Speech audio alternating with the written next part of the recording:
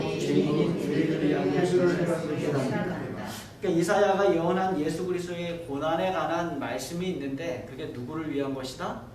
나를 위한 것이다 라는 것을 깨닫는 것입니다. 자, 느끼기. 무엇을 느끼는가? 시작.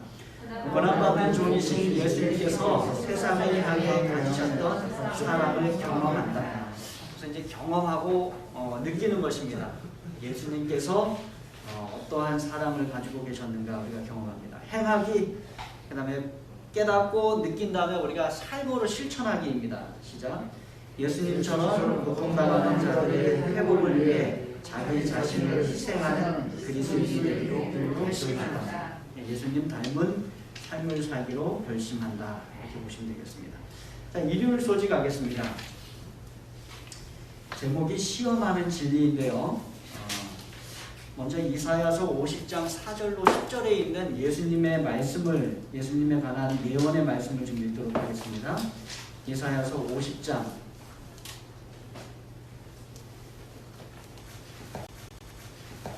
4절로 10절인데요. 교독해 보시고요. 이사야서 50장 4절로 10절. 제가 4절부터 짝수절 읽겠습니다. 10절까지 신부님들이 홀수절 읽어주십시오. 안녕하세요. 바이크 연화단 한국명 목사입니다. 찬양이 나와야 되는데 갑자기 목소리가 나와서 놀라시지 않으셨나 모르겠습니다. 최근에 제 유튜브 제가 4절에 있습니다. 주 여호와께서 학자들의 혀를 내게 주사 나로 권고한 자를 말로 어떻게 도와줄 줄을 알게 하시고 안녕하세요. 바이크 연화단 한국명 목사입니다. 학자들 같이 알아듣게 하시도다. 주 여호와께서 나의 귀를 여셨으므로 내가 거역하지도 아니하며 귀로 흘러가지도 아니하며 나를 따르는 자들에게 내 등을 맡기며 나의 수염을 뽑는 자들에게 나의 뺨을 맡기며 모욕과 침뱉음을 당하여도 내 얼굴을 가리지 아니하였느니라. 주 여호와께서 나를 보시므로 내가 부끄러워하지 아니하고 내 얼굴을 수술같이 붉게 하였으므로 내가 수치를 당하지 아니할 줄 아노라. 나의 의롭다 하시는 이가 가까이 계시니 나와 다툴 자가 누구냐? 나와 함께 설지어다. 나의 대적이 누구냐? 내게 가까이 나아올지어다. 여호와께서 나를 보시니 나를 정죄할 자가 누구냐? 보라, 그들은 나와 같이 되었으며 종이 그들을 먹으리라. 10절 함께 했습니다. 시작. 너희 중에 여호와를 경외하며 그의 손의 목소리를 충성하는 자가 누구냐? 흑암 중에 행하여 빛이 없는 자라도 여호와의 이름을 의뢰하며 자기 하나님께 의지할지어다. 아멘.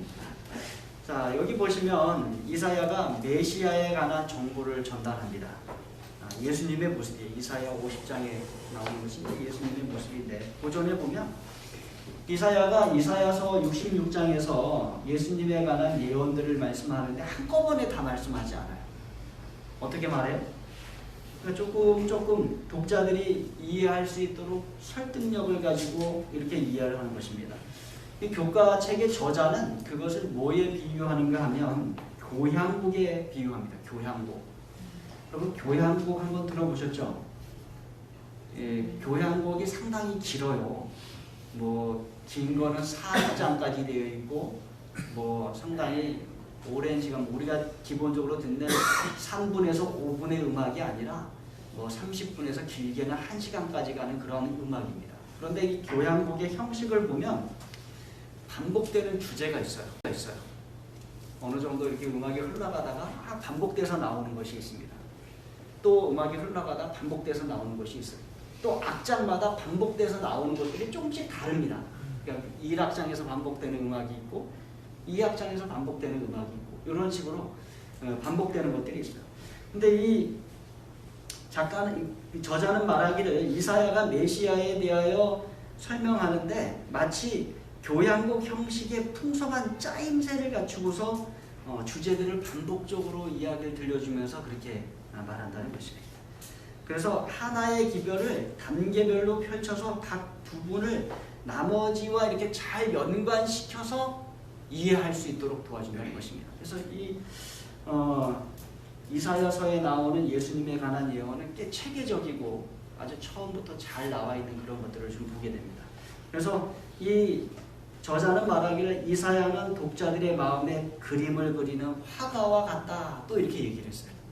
그러니까 예수님에 대한 예언이 뭐처럼 나왔다? 교향곡처럼 나왔다. 예수님에 관한 예언이 뭐처럼 나왔다?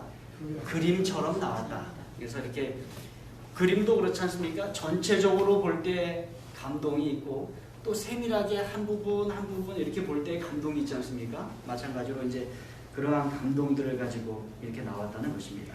자, 시간이 많지 않아서 좀 넘어가도록 하겠습니다. 자, 이렇게 이제 예수님에 대한 예언이 이사야서에 나오는데 137페이지에 넘어가면 가장 놀랄만한 예언은 이 사건이 우주적인 사건이 되는 그러한 예언은 뭔가 하면 이 희생자가 거기에 고난을 받는 그분이 왕의 왕이신 분의 뭐였다? 특사였다는 거예요. 특사라면 특별히 파견된 기별자 이런 걸 말하는 것입니다. 그러니까 예수님이 희생자인데 그분이 희생을 그렇게 받으실 이유가 없는데 그분이 희생을 당하셨다는 것이에요. 그런데 그분이 알고 봤더니 무엇이더라? 왕의 특사였다. 이렇게 얘기하는 것입니다. 그 다음 구절부터 좀 읽어보겠습니다. 우리는 세 번째 줄입니다. 우리는 시작. 우리는 그 종이 왕이시며 전능한 구원자이심을 알게 된다. 그러나 이 모든 능력과 영광에도 불구하고 그분은 스스로를 구원하지 않으셨다. 사람들은 그것이 너무나도 이상하여 믿지를 못했다. 네. 이 왕의 왕이신 분이 종으로 오셔서 구원을 이루시는데 그분이 죽으심으로 구원을 이루십니다. 근데 그것이 참 놀라운 것이에요. 하나님께서 인간이 되셔서 인간을 구원하시는데 정말로 비참한 죽음을 경험하시면서 그 구원을 이루어 가신다는 것입니다. 그런데 그분은 그것을 스스로를 구원하는 데는 하나도 사용하지 않으셨다는 것이죠. 그래서 사람들이 그것을 보고 이상히 여기고 믿지 못하는 그런 모습이 나온다는 것입니다. 성경절 읽어보실까요? 저가, 그 이어서 나오는 말씀입니다. 저가 시작. 저가 남을 구원하였으니 만약에 하나님이 택하신 자 그리스도이면 자신도 구원할지어다. 또 밑에 시작.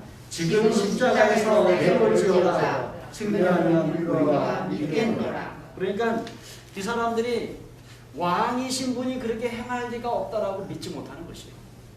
대단한 능력의 하나님께서 그렇게 스스로를 구원하지 않으실 리가 없다라고 그들이 믿지 못했던 것이에요.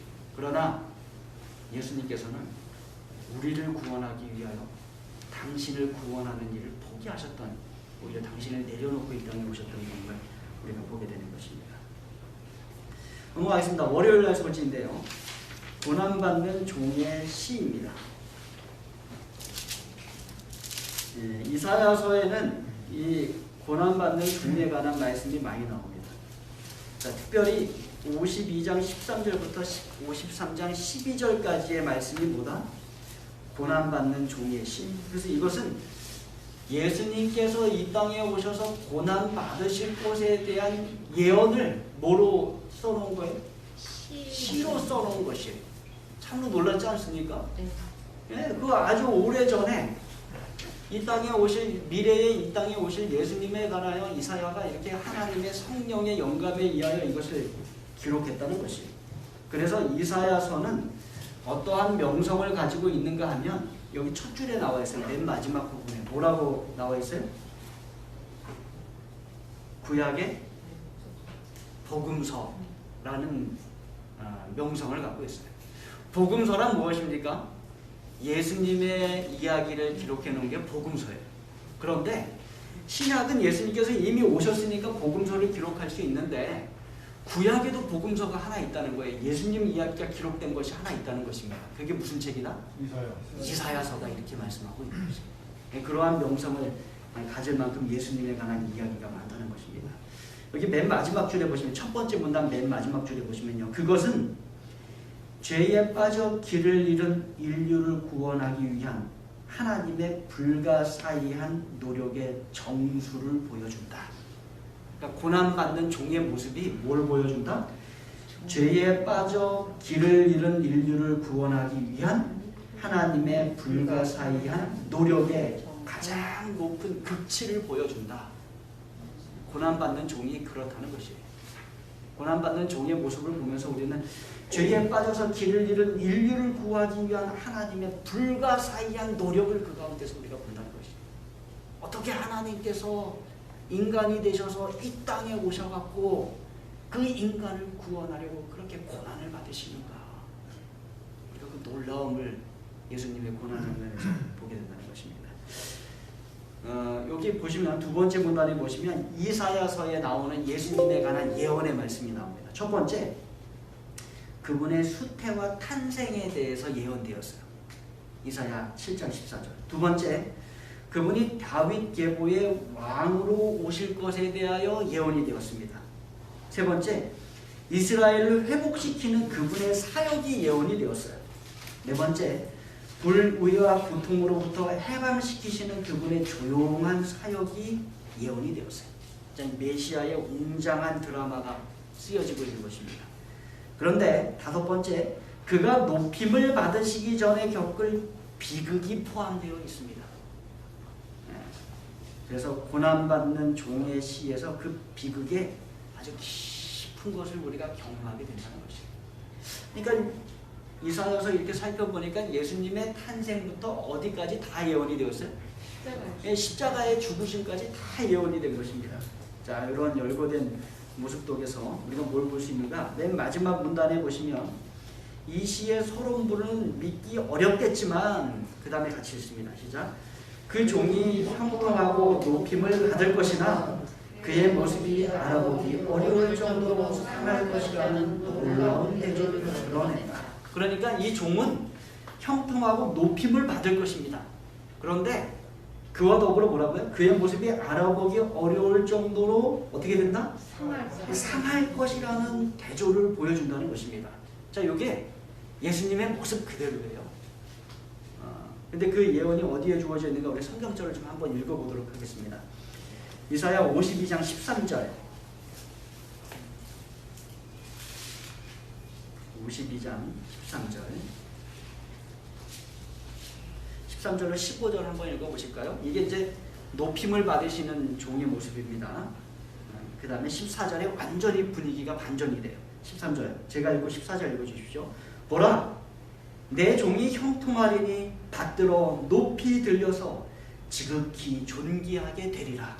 전에는 그의 모양이 타인보다 사였고 그의 모습이 사람들보다 사였으므로 많은 사람이 그에 대하여 놀랐거니와. 자, 여기 보면 순서가 바뀌어 있습니다. 13절이 나중의 이야기예요. 14절이 십자가상의 이야기입니다. 전에는 그의 모양이 타인보다 상하였고 그의 모습이 사람들보다 상하였으므로 많은 사람이 어떻게 했다고요? 그에 대하여 놀랐다 이렇게 얘기를 해요. 예수님이 십자가에 달려 돌아가실 때 많은 사람이 놀란 것입니다. 그러나 후에 어떻게 되는가? 13절에 보라, 내 종이 어떻게 되리니? 형통하리니 받들어 높이 들려서 지극히 존귀하게 되리라. 이 예언이 신약의 예수님의 삶에서 성취된 이 예언이 어디에 기록되어 있는 거예요? 구약의 이사야서에 기록되어 있는 것입니다. 예수님 오시기 수백 년 전에 기록이 되어 있는 거예요. 참 놀라운 것입니다. 그 다음에 보시면은요, 낮아짐에 대한 그 표현이 이사야 53장 2절부터 쭉 나와 있습니다. 우리가 읽었던 그런 부분인데요. 다시 한번 읽어보실까요? 2절로 5절까지만 한 번 더 읽겠습니다. 이사야 53장 2절로 5절. 2절입니다. 홀수절 읽어주십시오. 그는 주 앞에서 자라나기를 연한 순 같고 마른 땅에서 나온 뿌리 같아서 고운 모양도 없고 풍채도 없은즉 우리가 보기에 흠모할 만한 아름다운 것이 없도다. 그는 결실을 받아 사람들에게 소식받았으며 강도를 많이 겪었으며 진주를 아는 자라 마치 사람들이 그에게서 얼굴을 돌리는 것 같이 결실을 받았고 우리도 그를 귀히 여기지 아니하였도다. 그는 실로 우리의 질고를 지고 우리의 슬픔을 당하였거늘 우리는 생각하기를 그는 징벌을 받아 하나님께 맞으며 고난을 당한다 하였노라. 그가 찔림은 우리의 혼을 내며 그가 고함은 우리의 죄악 때문이라. 그가 진리를 벗음으로 우리는 평화를 누리고 그가 진실의 맞음으로 우리는 나음을 받았도다. 예, 그러니까 예수님의 높아지심과 낮아지심에 대한 아주 확실한 예언이 이사야서에 다 나와 있는 것입니다. 유대인들은 회당에 모이면 우리처럼 이렇게 예배드리지 않습니다. 성경 연구하지 않아요. 대신에 뭘 하는가 하면 성경을 읽어요. 한 사람이 앞에 나가서 성경을 읽으면 다른 분들은 어떻게 해요? 그 성경을 같이 듣고 아멘, 아멘 이렇게 받는 것입니다. 특별히 유대인의 명절이 되거나 이렇게 하면 이제 읽는 성경절들이 있어요. 그런데 남대문 목사님 강의를 좀 들어보니까 유대인들이 이 이사야서의 말씀을 상당히 좋아한다고 합니다. 그런데 현대의 유대인들이 그 이사야서의 말씀을 읽는데 53장을 싹 빼고 있는데요. 왜 그럴까요? 이게 이사야서 53장을 읽으면 이게 자꾸 누구와 연관이 되는 게 보여요? 예수님과 연관되는 것이 보인다는 것입니다. 그래서 많은 유대인들이 이사야서 53장을 읽고 예수님을 믿게 되었다는 거예요. 그러니까 현재도 유태교를 떠나서 그리스도교로 갈 것을 염려해서 누가 뺀 거예요. 근데 유태인들이 이 이사야서 53장은 어디서 읽는 걸 뺀 거예요? 자신들의 뭐라고 하죠? 우리는 교회라고 하지만 회당. 예, 집사님 잘 기억하셨습니다. 회당에서 이제 안식일마다 성경을 읽는데 그걸 빼버린 거예요. 그래서 남대문 목사님의 강의를 이렇게 들어보시면 그분이 들려주시는 재미난 이야기가 있습니다. 그리스도인이 된 유태인이 아직 유태교에 있는 유대인에게 다가가서 말합니다. 우리 성경을 좀 같이 읽자. 그래 성경 읽자. 그럼 내가 읽을 테니까 잘 들어라. 그래서 이제 이사야서 53장의 말씀을 막 읽으니까 아직 유태교에 있는 유대인이 그럽니다. 그만. 그거는 우리 성경이 아니라 그리스도인의 성경인 신약이잖아. 이렇게 얘기를 하는 것입니다. 그러니까 그분이 뭐라 그래요? 아니야. 이건 신약 아니야. 이거 구약에 있는 말씀이야. 아니 어떻게 구약에 그런 말씀이 있어? 그 말씀은 보니까 예수님에 관한 말씀이구만. 왜 그걸 자꾸 구약이라고 이야기하느냐? 그분이 이사야 53장을 딱 펴서 보여줬더니 진짜 누구에 관한 말씀이에요? 예수님에 관한 말씀이에요. 그 예언이 여기 아주 정확하게 기록이 되어 있고 신약에 가서 정확하게 성취된 것을 우리가 보게 되는 것입니다. 그래서 이사야서의 고난받는 종에 관한 시, 이 예언은 참으로 예수님께 적합한 아주 잘 맞는 그러한 예언으로서 이곳에 기록된 것입니다. 특별히 예수님의 높으심과 예수님의 낮아지심에 대하여 아주 정확하게 기록을 했어요. 신약에 가면 예수님의 낮아지심에 대하여 또 높음에 대하여 잘 기록한 말씀이 하나 더 있습니다. 빌립보서 2장 5절로 있는 말씀이에요. 이거 한번 읽어보실까요? 다른 걸 안 보더라도 이 말씀을 읽으면 예수님의 낮아지심과 높으심에 대하여 얼마나 성경이 또 잘 표현하고 있는가 우리가 한번 보도록 하겠습니다. 빌립보서 2장 5절로 11절까지 읽겠습니다. 제가 홀수절 읽고 짝수절 읽어주십시오. 너희 안에 이 마음을 품으라. 곧 그리스도 예수의 마음이니 그는 물론 하나님의 본체시나 하나님과 동일됨을 철저히 의지하지 아니하시고 오히려 자기를 비워 종의 형체를 가지사 사람들과 같이 되셨고 사람의 모양으로 나타나서 자기를 낮추시고 죽기까지 고통하셨으니 곧 십자가에 죽으시리라. 이러므로 하나님이 그를 지극히 높여 모든 이름 위에 뛰어난 이름을 주사 하늘에 있는 자들과 땅에 있는 자들과 땅에 있는 자들로 모든 것을 예수의 이름을 부르게 11절 함께 읽습니다. 시작. 모든 입으로 예수 그리스도를 주라 시인하여 하나님 아버지께 영광을 돌리게 하셨느니라. 그러니까 이사야서에 나와 있는 말씀처럼 빌립보서 2장에 나와 있는 말씀도 보니까 예수님의 낮아지심과 종의 형체로 낮아지심, 또 십자가에 죽으시기까지 낮아지심, 그 낮아지심을 보여주고 그 다음에 또 뭘 보여줘요? 예수님의 높아지심, 하나님께서 예수님을 높여주신 것, 모든 이름 위에 뛰어난 이름으로 높여주신 것, 또 모든 입이 예수 그리스도를 주라 시인하도록 하나님께서 높여주신 것을 우리가 보게 되는 것입니다. 이사야서의 예언이 그대로 성취됐습니까? 아멘. 그대로 성취된 것을 우리가 보게 되는 것입니다. 그 다음에요. 저희가 요거 다 건너뛰고요. 중요한 것 중에 하나가 뭔가 하면 수요일 서지 갈까요? 수요일 서지. 구제할 수 없는 자들은 바로 누구다? 우리. 예, 우리다. 이게 다 말한 것입니다. 가장 중요한 부분. 자, 기억자 함께 있습니다. 시작. 그는 실로 우리의 질고를 지고 우리의 슬픔을 당하였고 우리는 생각하기에 그는 징벌을 받아 하나님께 맞으며 고난을 당한다. 자, 예수님께서 질고를 지셨는데, 예수님께서 슬픔을 당하셨는데 누구 때문이다? 우리 때문에. 네, 우리 때문이다. 그런데 중요한 것은 우리는 생각하기를 그는 징벌을 받아 하나님께 맞으며 고난을 당한다 하는 거다. 이게 사람들의 생각이었고 당시 유대인들의 생각이었어요.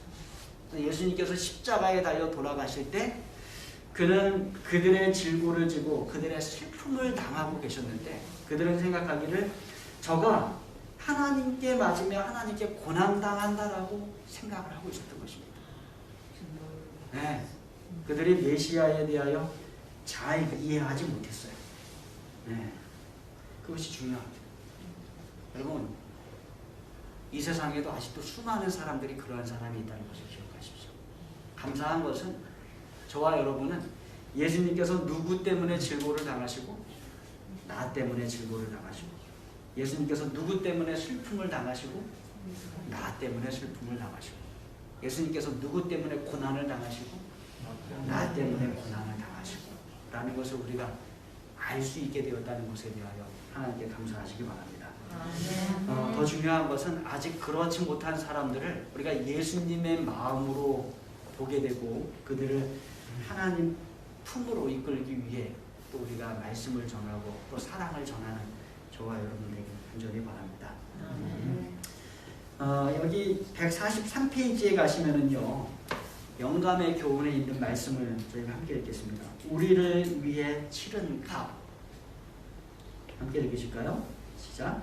우리를 위해 얼마나 큰 값이 치러졌는가. 십자가와 희생제물로 거기에 달리신 분을 보라. 못 박히신 그 숨을 보라. 붉은 소수로 나오며 적는 그분을 발을 보라. 그리스도께서는 우리의 죄를 그분의 몸에 짊어지셨다. 그 고통과 고뇌가 우리의 구원을 위하여 하시었다. 얼마나 놀라운 말씀이에요, 그죠? 우리를 위해 치루어진 값, 예수님께서 십자가상에서 우리를 위해서 치르셨음을 여러분 기억하시기 바랍니다. 목요일날 소지에 보면은요, 속건제물이라는 말씀이 나옵니다. 속건제물. 이사야 53장 10절의 말씀 함께 읽으실까요? 시작.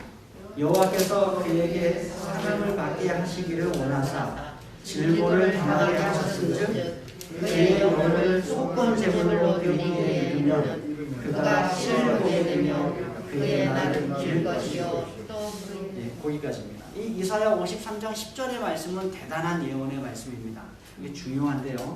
제가 천천히 읽을 테니까 그 의미를 좀 한번 되새겨 보십시오. 여호와께서, 하나님께서입니다. 그에게 상함을 받게 하시기를 원하사. 하나님께서, 예수님께서 상함을 받기를 원하셨다는 것이에요. 질고를 당하게 하셨은즉 하나님께서, 예수님께서 질고 당하도록 허락하셨다는 것입니다. 그의 영혼을 뭐로 드렸다? 속건제물로 드렸다. 이 속건제물에 관한 말씀을 한번 찾아볼게요. 레위기 6장 2절 3절입니다. 예, 레위기 6장 2절 3절.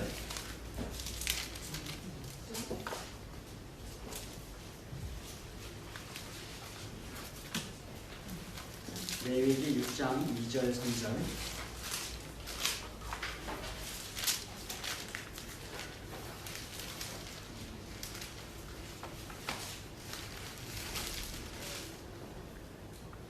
찾으셨으면 읽으실까요? 제가 2절 읽고 3절 읽어주십시오. 6절 같이 읽겠습니다. 누구든지 여호와께 신실하지 못하여 범죄하되 곧 이웃이 맡긴 물건이나 전당물을 속이거나 도둑질하거나 착취하고도 사실을 부인하거나 남의 물건을 훔쳐도 사실을 부인하여 거짓 맹세하는 사람이 모든 일 중에 하나는 통하여 범죄하며. 자, 6절 읽겠습니다. 시작. 그는 또 그 속건 제물을 여호와께 가져갈지니 곧 내가 지정한 가치대로 양떼 중 흠 없는 첫 양을 속건 제물을 위하여 제사장에게로 끌고 갈 것이다. 자, 이 속건 제물은 무슨 제물인가 하면 여러분들이 뭔가 남의 것을 도둑질하거나 속이거나 훔쳤습니다. 그러면 속건 제물을 드리셔야 돼요. 속건 제물을 드리기 전에 여러분이 해야 할 일이 있는데 그건 뭔가 하면 여러분이 훔친 것에 대한 똑같은 양을 배상하는 것입니다. 먼저 배상하고 그 다음에 하나님께 제사 드리도록 되어 있었어요. 이게 속건제예요. 그런데 예수님께서 우리의 속건제가 되신다는 것입니다. 어떻게 속건제가 되시는가? 여러분들이 죄를 지음으로 말미암아 빚을 졌어요. 그걸 빚을 졌다고 표현합니다. 사탄한테 빚을 졌다 이렇게 표현합니다. 근데 그 빚을 누가 갚으셨어요? 예수님께서 갚으시고 그 다음에 속건제는 그걸 다 갚고 난 다음에 하나님께 희생을 또 드려야 됐습니다. 그래야 죄가 사해지는 거예요. 그러니까 사탄에게 진 빚도 갚고 예수님 자신이 뭐가 되시는 거예요? 속건 제물이 되셔서 희생이 되어주셔서 죄를 사하는 제물이 되어주시기도 한 것입니다. 그래서 여기에 예수님을 뭐라고 부른 거예요? 속건 제물이라고 한 것입니다. 여기 중간쯤 보시면은요, 비록이라는 거 있습니다. 비록이라는 말씀을 함께 하겠습니다. 시작. 비록 살아있는 자들의 땅에서 끊어지고 희생 제물로 살라져서 우리를 위한 소망의 불꽃을 일으킬지라도 그 종은 돌아올 수 없는 곳, 곧 죽음으로 나아갔다가 결국 높임을 받고 그 씨를 보게 되며 그의 날은 길것이었다. 이 말이 좀 쉽지 않죠. 예, 여기 보면 살아있는 자들의 땅에서 끊어져, 이게 십자가에서 죽으시는 것을 말씀합니다. 희생제물로 살라져서, 마찬가지죠. 십자가상에서 죽으시는 것이죠. 그런데 그렇게 죽으심으로 어떻게 된다? 우리를 위한 소망의 불꽃이 어떻게 된다? 일으켜진다는 것입니다. 예수님이 죽음으로 말미암아 우리를 위한 소망의 불꽃이 일으켜진다는 것입니다. 그런데 그 종은 어디로 갔는가 하면 돌아올 수 없는 곳, 즉 어디로 갔다? 죽음으로 갔다. 그러나 결국이 있어요. 결국은 어떻게 됐다? 높임을 받으시고 그 씨를 보게 되면, 여러분 씨는 뭔가 하면 부활을 상징합니다. 왜 씨가 부활을 상징하는가 하면 여러분이 씨앗이 그냥 이렇게 보면 죽은 것 같아요. 그죠? 그런데 그걸 땅속에 심으면 어떻게 돼요? 네, 그게 다시 나무로 살아나는 것입니다. 그래서 부활을 상징하는데 그 씨를 보게 되며 그의 날은 그 이후에 어떻게 할 것이다? 길 것이다. 영원한 생명에 대하여 말씀하고 있는 것입니다. 예수님, 우리의 속건제물 되신 예수님은 죽으신 것입니다. 돌아올 수 없는 것처럼 보이는 죽음을 당하신 거예요. 그러나 그것이 오히려 우리에게 소망의 불꽃을 일으켰고 또 그 높임을 받으시고 씨를 보게 되고 그날이 길 것에 대하여 우리에게 약속하고 있는 것입니다. 우리가 그러한 예수님 믿고 나아가고 있음을 여러분 기억하십시오. 자, 145페이지에 교훈의 말씀, 용감의 교훈 말씀 읽겠습니다. 이사야가 증언한 메시아, 어떠한 메시아인가 한번 보겠습니다. 이사야가 증언한 메시아, 수세기를 시작. 수세기를 향해 내려온 그의 강동을 바라보면서 이사야 선지자는 하나님의 어린 양이 자기의 영혼을 버려 사망에 이르게 하며 범죄자 중 하나로 헤아려 입었습니다. 그러나 실상은 그가 많은 사람의 죄를 지며 범죄자를 위하여 하느니라고 증언하였다. 그러니까 이사야서는 뭐라고 증언했는가 하면 하나님의 어린 양이 자기 영혼을 버려 사망에 이르게 하며 범죄자 중 하나로 헤아림을 입었다라고 이야기합니다. 예수님의 모습이죠. 죄인적인 모습으로 여겨졌다는 것입니다. 그러나 실상은 어떻다? 그가 많은 사람의 죄를 지며 범죄자를 위하여 기도하는 분이셨다라는 것을 우리에게 알려주고 있는 것입니다. 금요일날 소식 146페이지 맨 위에 한 문단 읽고 마치도록 하겠습니다. 천천히 읽겠습니다. 시작. 그리스도께서는 시작. 그리스도께서는 나무에 달려 친히 우리 죄를 감당하셨다. 유한한 존재가 속할 수 없는 것이라면 죄는 도대체 어떤 것인가? 신성만이 처리할 수 있는 것이라면 과연 그 저주가 어떤 것인가? 그리스도의 십자가는 모든 사람에게 죄의 삭은 사망이라고 증언한다. 성령의 감동으로부터 그들을 완악하게 하고 도덕적인 감각을 억누르는 강력한 미혹의 세력이 있다는 말인가? 놀라운 말씀이에요. 그리스도께서 나무에 달려 친히 우리 죄를 감당하셨어요. 근데 여기 나옵니다. 유한한 존재가 속할 수 없는 죄. 우리 다 유한한 존재예요.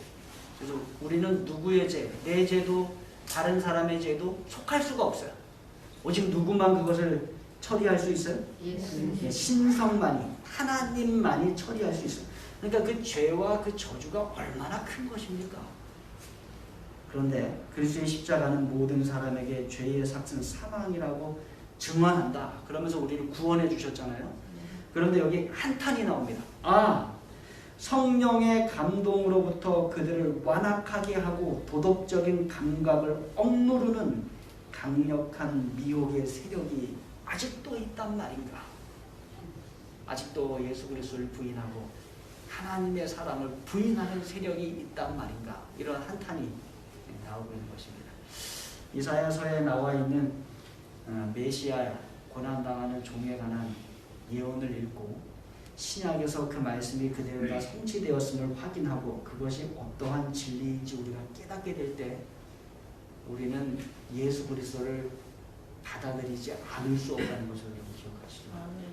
아직도 받아들이지 않고 있는 영혼이 있는가? 이러한 한탄이 우리에게 있어야 되는 것입니다. 죄송합니다. 요약에 있는 말씀 읽겠습니다. 맨 마지막 146페이지 맨 마지막 요약. 시작.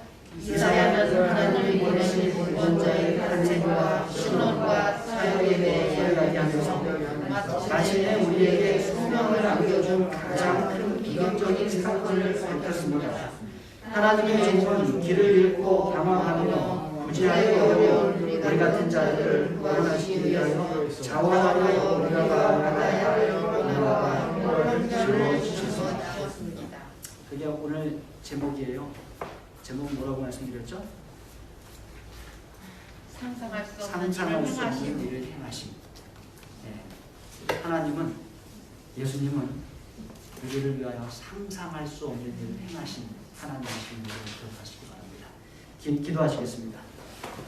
사랑의 아버지 하나님, 예수 그리스도를 통하여 우리의 구원을 위해 상상할 수 없는 일을 행해 주심에 감사드립니다. 아멘. 그 모든 일들을 구약의 이사야서에 미리 다 기록하시고 또 신약에 예수님께서 오셔서 그 모든 일들을 다 이루어 주심으로 그 구원이 미리 계획되었고 정말로 확실하게 하나님으로부터 이루어진 이름을 우리에게 깨우쳐 주셔서 감사합니다. 아멘. 이 놀라운 구원 우리가 감히 받아들이게 도와주시고 하나님께서 제공해 주시는 그 놀라운 구원을 우리가 얻고 이 세상에서 하나님의 자녀로 살고 천국에 가서 하나님의 아들과 딸로 또 살아갈 수 있도록 인도하여 주시옵소서. 아멘. 예수님의 이름으로 간절히 기도드립니다. 아멘.